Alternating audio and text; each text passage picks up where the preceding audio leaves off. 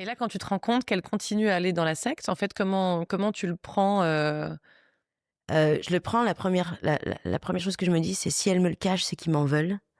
S'ils m'en veulent, c'est que j'ai pas fait les choses bien et qu'elle a honte. OK. Première chose que je me dis.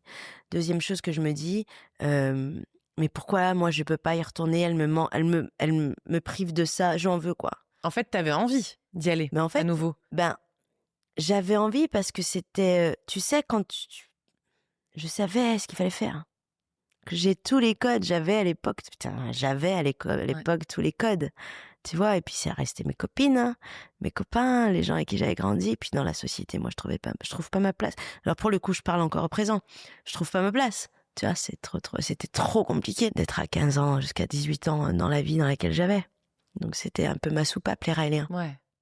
Donc tu avais quand même envie d'y retourner Mmh. et le jour de tes 18 ans, Je reçois une lettre de Raël. de Raël qui m'écrit: «Bien sûr, Lydia, que tu es pardonnée et tu es la bienvenue, Love Raël». Et là, Pampélope. Tu te rends compte, le prophète m'écrit, il prend le temps de m'écrire, il a trouvé mon adresse pour m'écrire, tu vois. Et là, je contacte rapide. Donc, je suis majeure, hein, évidemment, parce que sur le courrier, il me dit quand tu es majeure, tu es libre de revenir dans le Montréalien. Euh, Et donc là, tu y retournes Bah là, je de prends ton plein contact. gré. Mais bien sûr, je remonte à Paris pour un week-end raélien, et puis j'ai un guide qui maintenant ne fait